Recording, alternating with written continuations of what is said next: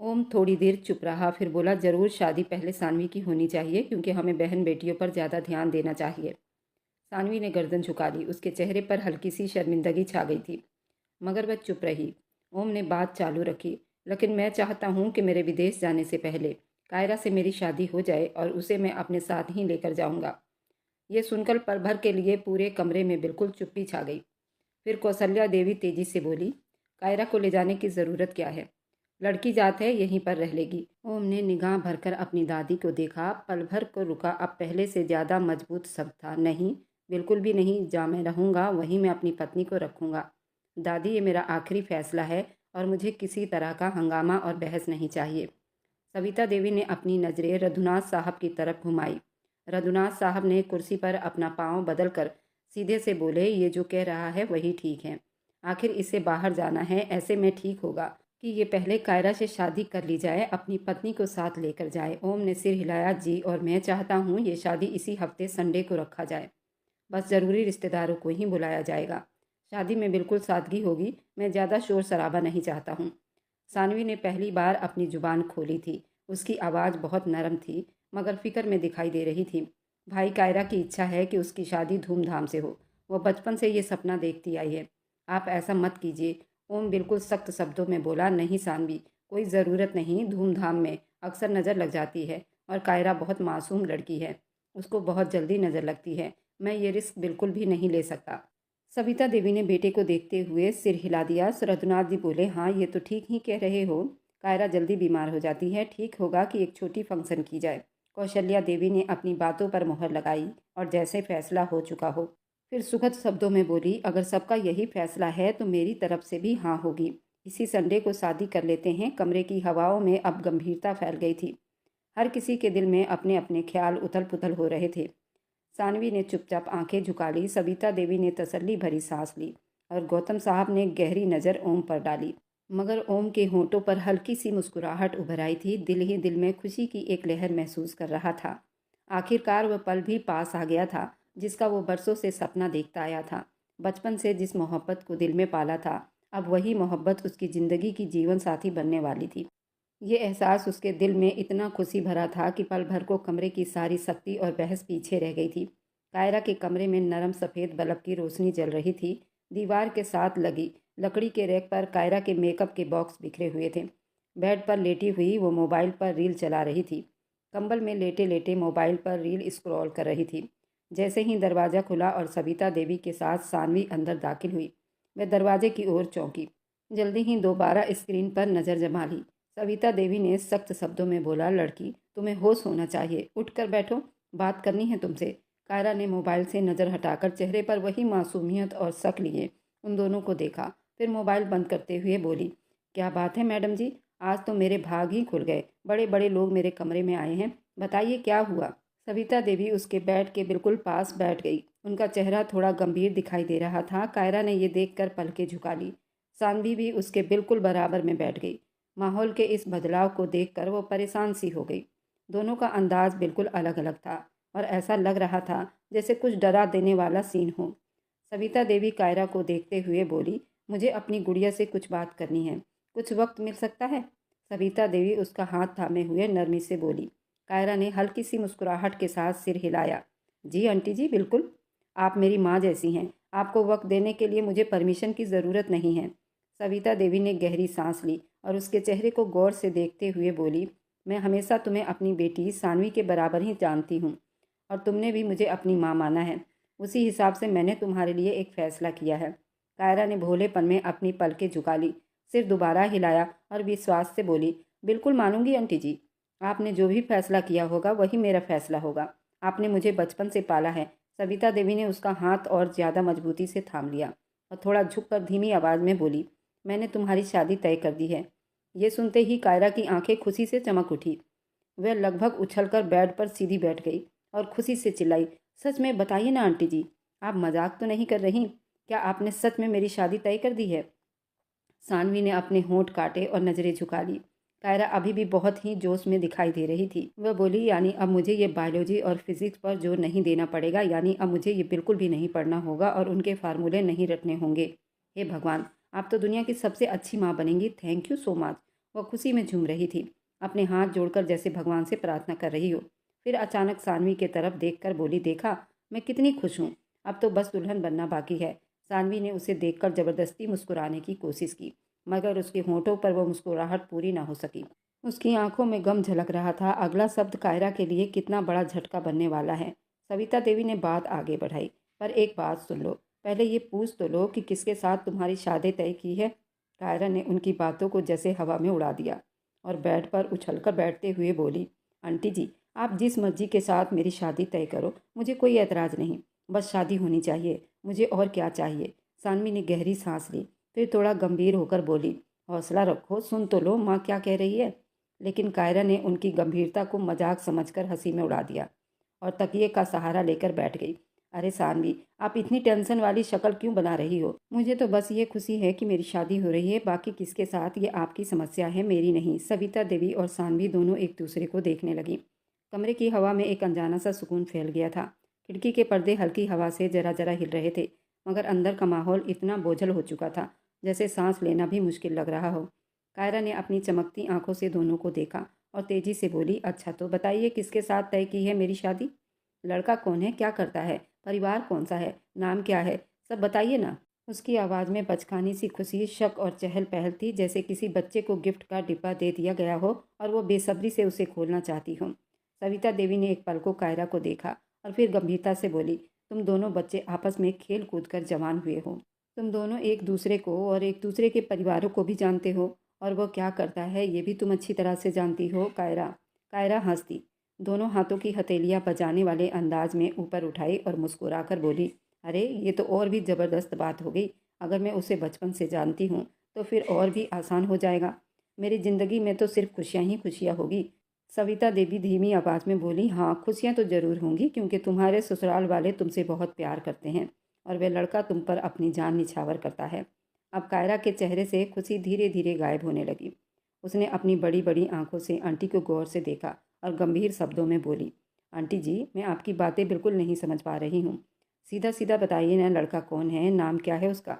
क्या सच में आप लोगों ने मेरी शादी तय कर दी है या फिर मेरे साथ कोई फ्रैंक हो रहा है? नहीं बेटा, तुम्हारी शादी ओम से हो रही है।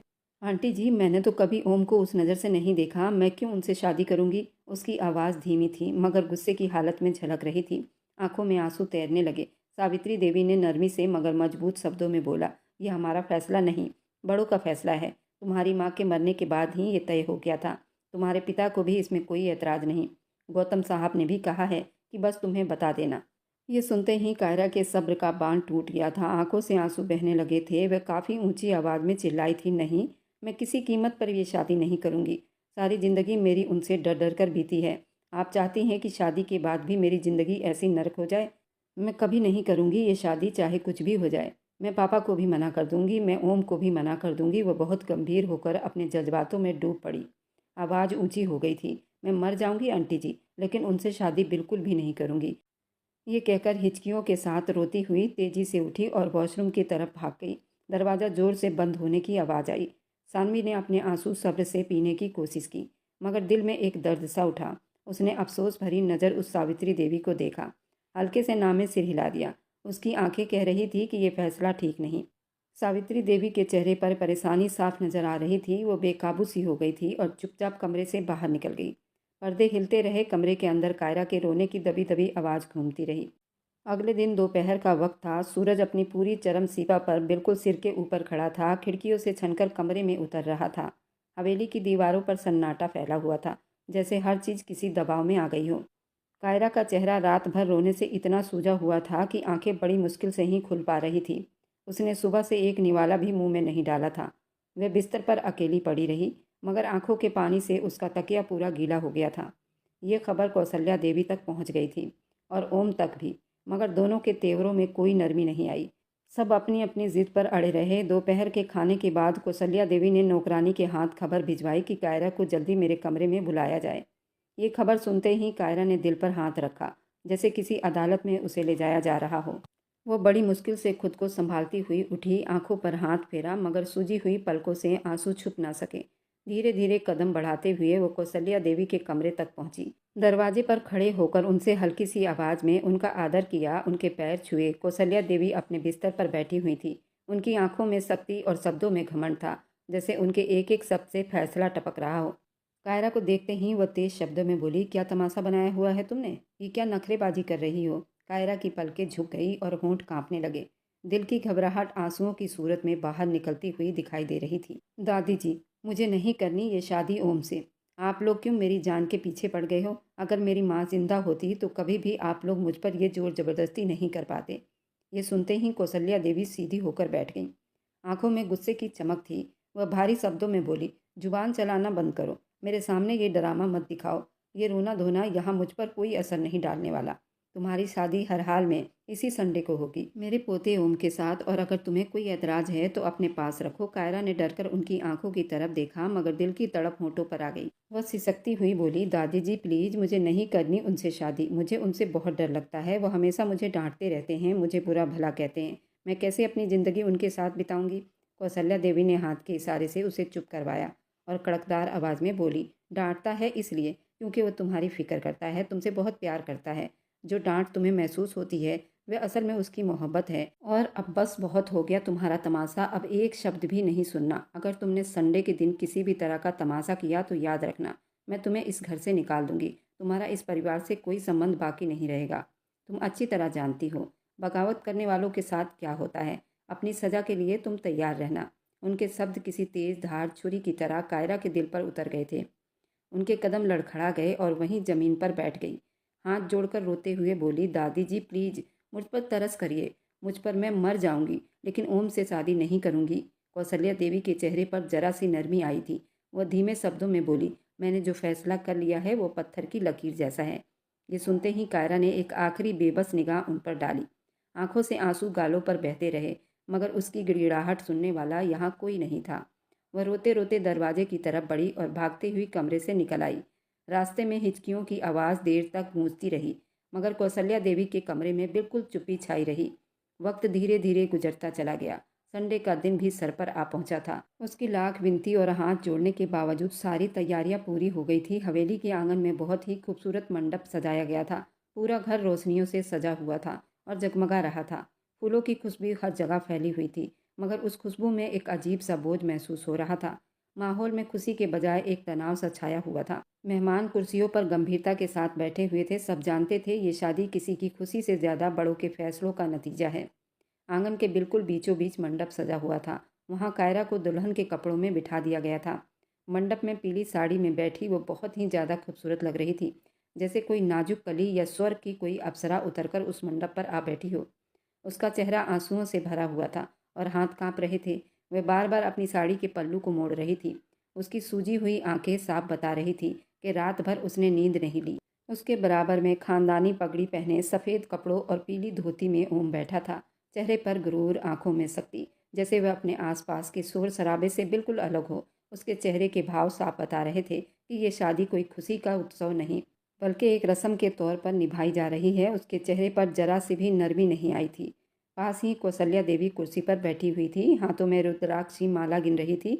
आंखों में तसल्ली थी। वह बारी बारी आंखों से मेहमानों की तरफ देख रही थी और फिर बड़े सुकून से अपने पोते और होने वाली बहू को देखकर सिर हिलाती। उनके चेहरे पर वही तसल्ली भरी मुस्कुराहट थी, जैसे बरसों का अरमान आज पूरा होने जा रहा हो। कुछ पल के बाद पंडित जी ने अपने कार्यक्रम शुरू किए। हवन जल चुका था। उन दोनों को साथ बिठाया जा चुका था। मंत्र पढ़े जा रहे थे। शादी के कार्यक्रम शुरू हो चुके थे, लेकिन कायरा के दिल पर वही पत्थर सा बोझ और डर था। उसकी आंखें आंसुओं से भीगती जा रही थी। पंडित जी ने कहा, बेटी खड़ी हो जाओ, अफेरों को मुहूर्त है। उस वक्त उसके कानों में जैसे किसी ने पिघलता हुआ लोहा डाल दिया हो। उसने धीरे से अपने शरीर को समेटा और उठ खड़ी हुई। उसका चेहरा पत्थर की तरह सख्त था। पल भर के लिए उसका दिल चाहा जोर से चिल्लाकर ये सब मना कर दे, मगर आसपास बैठे सबकी नज़रें कौशल्या देवी की शक्ति याद आते ही उसकी सांस रुक सी गई। उसकी पलकों से आंसू बह निकले और कांपते हुए वो पंडित जी के बोले गए मंत्रों के हिसाब से फेरे लेने लगी। रोते रोते उसने बड़ी मुश्किल से सारे फेरे पूरे किए थे। कायरा की नज़रें ज़मीन पर ही गड़ी हुई थी। आंखों से आंसुओं की लकीरें बह रही थी। उसने आखिरी फेरा लेते हुए लगभग ज़मीन पर बैठ गई। मेहमानों ने नज़रें चुरा ली। कोई उसकी कमजोरी देखना ही नहीं चाहता था। फिर पंडित जी ने ओम की तरफ मुंह किया और बोले, बेटे तुम्हें ये सारे वचन निभाने हैं और अपनी पत्नी का पूरा पूरा ध्यान रखना है। ओम बिल्कुल खामोश था। उसके अंदर कोई बदलाव नहीं था, ना ही कोई हिचकिचाहट। आंगन में बैठे लोगों ने रस्म के तौर पर आशीर्वाद लिए। सबने मुस्कुराकर ओम को और कायरा को बधाई दी। मगर उस शोर में कायरा के दिल की सिसकी दब गई थी। कायरा ने सिर झुकाए रखा, उसके आंसू साड़ी के पल्लू के अंदर छुप गए, मगर दिल में चीख अब भी गूंज रही थी। मैं नहीं चाहती थी ये शादी करना। वक्त धीरे धीरे गुजर गया। शादी के बाद उसे ओम के कमरे में पहुंचा दिया गया था। कमरे का दरवाज़ा हल्की आवाज़ के साथ खुला। 2 दिनों की तैयारी और शादी के थकन के बाद हर तरफ सुकून फैला हुआ था, मगर अंदर एक अजीब सा दबाव छुपा हुआ था। कमरा गुलाब की पंखुड़ियों और हल्की खुशबू से सजा हुआ था। छत पर लटके झूमर की रोशनी कमरे में खुशबू फैला रही थी।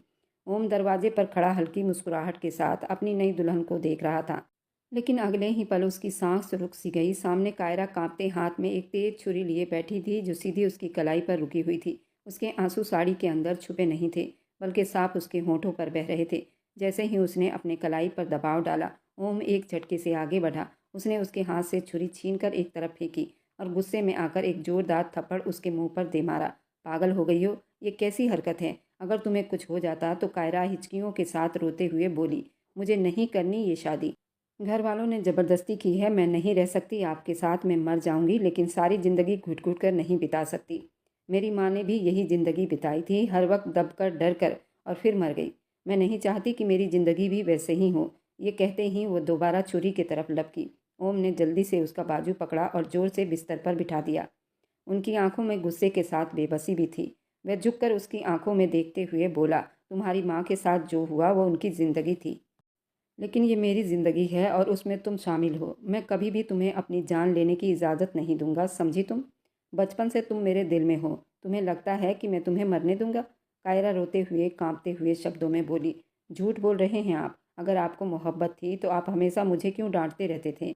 ये मत करो, वो मत करो, ये मत पहनो, वहाँ मत जाओ, हर वक्त रोक टोक करते रहते थे, और अब आप कहते हैं कि मुझसे मोहब्बत करते हो। मैं क्यों विश्वास करूं? आप झूठ बोल रहे हैं। ओम ने गहरी सांस ली, थोड़ा नरम शब्दों में बोला, मैं झूठ नहीं बोल रहा। मैंने कभी मजाक नहीं किया तुम्हारे साथ। पत्नी हो तुम मेरी, शादी की है तुमसे, खेल नहीं किया। और जो मैं तुम्हें डांटता रहता हूँ वह सिर्फ तुम्हारी भलाई के लिए होता है। मैंने कभी तुम्हें दिल दुखाने के लिए कुछ नहीं बोला।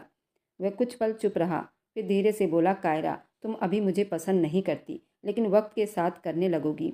भरोसा रखो मुझ पर। मैं तुम्हारे साथ कभी भी कुछ गलत नहीं करूँगा। कायरा का दिल जैसे भीतर से पिघल गया हो। वह रोते हुए उसके सामने झुक गई और धीरे से उसके सीने से लग गई। उसका दिल बेहद भारी हो रहा था। उसके आंसू ओम के कमीज को भिगो रहे थे। मुझे नहीं करनी थी ये शादी, वो एक बार फिर बोली। ओम ने उसके कांपते कंधे पर हाथ रखा, उसे अपने सीने से लगा लिया। बस बिल्कुल चुप हो जाओ, कुछ नहीं होगा, मैं हूं ना।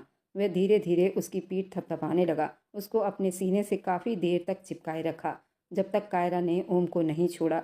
उसके डीप गले ब्लाउज से उसका खूबसूरत फिगर यूं ही झलक रहा था। ओम ने उसे धीरे से कान में कहा, आज तुम बहुत ज़्यादा खूबसूरत लग रही हो। मैंने एक दिन तुम्हें कोरियन सीरियल देखते हुए देखा था और मैंने तुम्हें नहीं टोका था। तुम सुहाग रात का सीन देखकर बड़ी बेताब हो रही थी। मैंने तुम्हें छुप कर देखा था। मैं उसी वक्त मचल गया था, तुम्हारी मोहब्बत के लिए, तुम्हारी चाहत के लिए। लेकिन मैंने अपने आप को कंट्रोल कर लिया था। उनकी किस वाली सीन भी तुम बड़ी चाहत से देख रही थी। अब बताओ, क्या मैं वैसा लग रहा हूँ या नहीं? या तुम्हें उससे भी ज़्यादा रोमांटिक पति चाहिए? कायरा अपनी नज़रें झुकाकर शर्मीले अंदाज में होंठ कांपने लगी। उसके होठों से कुछ भी नहीं निकल रहा था। उसके दिल की धड़कन बहुत तेज हो रही थी। जिस आदमी को उसने उस रूप में कभी नहीं देखा था, आज वही रूप लिए उसके सामने खड़ा था। बेहद हैंडसम और जवान था। कायरा का पूरा जिस्म कांपने लगा था। उसने धीरे से कायरा के डीप गले ब्लाउज के नीचे पीठ पर किस किया, जिससे वह सिहर उठी थी। उसे ओम का ये रूप देखकर उसका दिल मचल उठा था। ओम ने कायरा को बाहों में भरकर बिस्तर पर लाया। उसके डीप गले ब्लाउज को निहारते हुए पूछने लगा, कायरा, ये कपड़े तुम्हें चुभ नहीं रहे? निकाल दो इसे। और ये देखो, ज्वेलरी से तुम्हारे गले में निशान पड़ रहा है। इसे दोबारा सुबह पहन लेना। अभी सब कुछ रिमूव कर दो। वो मोटी मोटी आंखों से ओम को निहार रही थी। ओम ने धीरे धीरे उसकी ज्वेलरी और फिर उसके ब्लाउज को उसके तन से अलग किया और उसके लहंगे को उसकी कमर से अलग किया। वो बेहद खूबसूरत लग रही थी, जिसे देखकर ओम बेकाबू हो गया था। उसके होठों पर किस करता हुआ उसे घायल कर गया था। वह आनाकानी कर रही थी, शर्मा रही थी, कांप रही थी, लेकिन वह उन पीछे हटने वालों में से नहीं थी। कायरा को इतना बेकाबू कर दिया कि उसने अपने आप को उसके हवाले सौंप दिया था। अब वो धीरे धीरे सिसकियां लेती, बार बार उसके हाथों को नीचे करती, लेकिन वह तो कायरा के जिस्म में ऐसे समा गया था। कायरा भी खुद बहकती चली गई। एक चीख तेज हुई, उसके बाद सहज सहज सारी रात एक दूसरे के जिस्म से सुकून पाते रहे। कमरे में गुलाब की खुशबू, रोशनी की नमी और दुल्हन की सिसकियों का मिला जुला माहौल फैल गया। ओम की नज़र छुरी की तरफ उठी, जो फर्श पर दूर गिरी हुई थी। उसने गहरी सांस ली और अंदर ही अंदर एक फैसला किया। बेहद धीरे से अपनी सांसें उसकी सांसों से जोड़ दी। ये बेहद नरमी और प्यार से किया गया था। उसमें कोई जोर जबरदस्ती नहीं था। वो पल भर के लिए बिल्कुल सुन्न हो गई थी, लेकिन अब धीरे धीरे महसूस करने लगी थी। वह धीरे धीरे उसमें गुम होने लगा। कुछ पल उसने हल्की सी हिम्मत की थी, लेकिन उसके हर व्यवहार पर इतनी नरमी थी। वह बिल्कुल सुन्न हो गई थी और बेकाबू होकर खुद को अपने पति के हवाले कर गई थी। वक्त धीरे धीरे बीतता गया। 6 महीने बीत चुके थे। जिंदगी की वे कड़वी बातें आंसू जैसे कहीं छुप गए थे। आज किचन में कायरा अपने ही अंदाज में बैठी थी। सामने छोटा सा थाल रखा गया था, उसमें खट्टा अचार रखा हुआ था। उसके हाथ कांप रहे थे। वह हल्की हल्की मुस्कुराहट के साथ एक एक निवाला मज़े से खा रही थी। उसका चेहरा भरा सा मगर चमकता हुआ दिखाई दे रहा था। वह 4 महीने से प्रेग्नेंट थी। माँ बनने की खुशी उसके चेहरे पर झलक रही थी। इसी बीच किचन का पर्दा हिला। कौशल्या देवी छड़ी पकड़े हुए अंदर दाखिल हुई। उनके चेहरे पर झुंझुलाहट थी। उन्होंने एक नज़र कायरा को देखा, तुरंत बोल उठी, हे भगवान, ये लड़की तो मेरी जान पर बनी है। अरे ये क्या हरकत कर रही हो? अगर तेरे पति ने ये सब करते हुए देख लिया ना तो सीधी टांगे तोड़ देगा। कायरा ने बड़ी बेफिक्र से एक और निवाला मुंह में डाला और मुस्कुराते हुए बोली, बिल्कुल भी नहीं दादी जी, मुझे बहुत प्यार करते हैं और मुझे कुछ नहीं कहेंगे। सावित्री देवी ने गुस्से वाले अंदाज में आंखें घुमाई। हाँ हाँ, बस हम ही तुमसे नफरत करते हैं। मैं कहती थी ना सुकून से शादी कर लो, जिद और हंगामा क्यों चाहती हो? लेकिन तुम्हें तो पूरे घर सर पर उठाना था। अब देख लो, हर वक्त पति की माला जाप करती रहती हो। कायरा ने कुछ कहने के लिए होंठ खोले ही थे कि किचन के दरवाजे पर ओम नजर आया। वह सीधा आगे बढ़ा और हाथ में पकड़ी प्लेट उसकी प्लेट के पास रख दी, जिसमें ताजे खट्टे फल रखे हुए थे। उसके होंठों पर नरमी मुस्कुराहट थी। वह झुककर बोला, आखिर क्यों न खाए खट्टी चीज़ें? मुझे बहुत पसंद है और मैं तुमसे बहुत प्यार करता हूँ, हमेशा करता रहूँगा। ये कहकर उसने कायरा के सिर पर नरमी से किस किया। कायरा की आंखों में हल्की सी नमी तैर गई थी, मगर दिल में सुकून उतर आया। सावित्री देवी के होठों पर पहली बार हल्की सी मुस्कुराहट आई। वह दोनों को देखते हुए बोली, सदा खुश रहो और सुहागन रहो, मगर अपनी पत्नी को जरा सा समझा दो। ये खट्टी चीज़ें यूं ही खाती फिरती है, फिर इसका पेट खराब होगा। अब तो जिस हाल में है, उसे अपने बच्चों का भी ख्याल रखना चाहिए। अगर पेट में कुछ हो गया और कोई उल्टी सीधी दवा खा ली तो बड़ी मुश्किल हो जाएगी। ये है ज़िद्दी, बिल्कुल भी सुनती नहीं है मेरी। ओम ने एक पल के लिए कायरा की तरफ देखा। उसकी आंखों में शरारत झलकी थी। उसने हल्की सी आंखें घुमाई तो कायरा ने तुरंत रोने जैसी सूरत बना ली। ये मुझे हर वक्त डांटती रहती है, क्या आप भी मुझे डांटोगे? ओम के होंठों पर मुस्कुराहट गहरी हो गई। उसने ना में सिर हिलाया और धीरे से बोला, मैं तुम्हें डांटूंगा नहीं, लेकिन समझाऊंगा जरूर। तुम्हारी सेहत मेरे लिए सबसे ज़्यादा ज़रूरी है और अब तो सिर्फ तुम नहीं, हमारी औलाद तुम्हारे साथ है, उसका भी ख्याल रखना बहुत ज़रूरी है। कायरा खिलखिलाकर हंस पड़ी। उसके होठों पर चमक उतर आई, जैसे वह सारा बोझ जो कभी उसके दिल पर था अब धीरे धीरे उतर चुका हो। ओम ने उसके माथे पर नरमी से प्यार किया। सावित्री देवी ने दोनों को देखते हुए दिल ही दिल में सुकून की सांस ली। उनके होठों पर हल्की सी प्रार्थना थी, भगवान तुम दोनों को हमेशा खुश रखे। किचन में उस पल एक अजीब सा सुकून था। बाहर पेड़ों की पत्तियां हल्की हल्की हिल रही थी, मगर किचन के अंदर सिर्फ हकीकत जगमगा रही थी। वह हकीकत जो बता रही थी कि जिंदगी हमेशा वैसी नहीं होती जैसी नजर आती है। 6 महीने पहले जो लड़की मौत को गले लगाने पर तुली हुई थी, आज जिंदगी को सीने से लगाए बैठी थी। जो रिश्ते उसे कैद लगते थे, वही उसके सुकून का सहारा बन गए थे। कभी कभी हमें जो दिखाई देता है वह हकीकत नहीं, सिर्फ एक मोड़ होता है। असली कहानी उसके पीछे छुपी होती है। हम अक्सर उस पार देख नहीं पाते। जिंदगी के इम्तिहान सख्त जरूर होते हैं, मगर कभी कभी उन्हीं में वह सुकून छुपा होता है जिसकी हमें तलाश रहती है। कायरा की माँ एक विदेशी औरत जरूर थी। दोनों परिवारों का विदेश में बहुत बड़ा कारोबार था। ये दोनों दोस्त एक साथ ही रहा करते थे। कायरा की माँ की शादी जबरदस्ती की गई थी। वह किसी और से प्रेम करती थी, लेकिन उसके माँ बाप ने कुंदन सिंह से उसकी शादी कर दी थी। कुंदन सिंह और रघुनाथ दोनों ही एक ही गांव में रहा करते थे। कुंदन सिंह ने शादी के बाद गांव में शिफ्ट होकर अपनी पुरानी हवेली में रहना शुरू कर दिया था और कुंदन सिंह रघुनाथ बिल्कुल भाइयों जैसे रहा करते थे। इन लोगों के बीच कभी कोई अनबन नहीं हुई थी, लेकिन अचानक कायरा की माँ की मौत ने सबको हिलाकर रख दिया था। कायरा की माँ को कैंसर जैसी भयानक बीमारी हो गई थी और उनकी बेटी अकेली रह गई थी। वह मरते दम तक अपनी बेटी का हाथ सावित्री देवी को पकड़ाकर चली गई और उनसे वादा करवाया था कि अपने बेटे के साथ उसकी बेटी की शादी करोगी। सभी ने इस बात को स्वीकार भी कर लिया था और उसी दिन ये शादी तय हो गई थी। लेकिन ये बात कायरा को नहीं बताई गई थी। वह बहुत छोटी थी। उस वक्त वह सिर्फ 2 साल की थी और ओम 10 साल का था। इसी वजह से ओम को ये बात मालूम थी, लेकिन कायरा को बिल्कुल भी नहीं, क्योंकि वह बहुत छोटी थी और उसे उसी तरह पाला गया जैसे उसकी माँ ने पाला था। कुंदन साहब ने दोबारा शादी नहीं की थी और वह फिर से विदेश में अपना कारोबार संभाल रहे थे, जबकि रघुनाथ यहाँ गांव की सारी खेती बाड़ी और ज़मीन संभाल रहे थे। इन दोनों परिवारों में आपस में बहुत ज़्यादा लगाव था। तभी ये शादी सबकी सहमति से हुई थी और इन दोनों के लिए अच्छी साबित हुई थी। लेकिन कभी कभी ऐसी शादियाँ नुकसान भी दे जाती हैं। यहाँ ये दोनों बच्चे आपस में प्रेम कर बैठे थे, तो बात यहीं पर थम गई। और मेरी वीडियो आप लोग जहाँ कहीं से भी देखते हैं, कमेंट में अपने शहर और राज्य का नाम ज़रूर बताएं।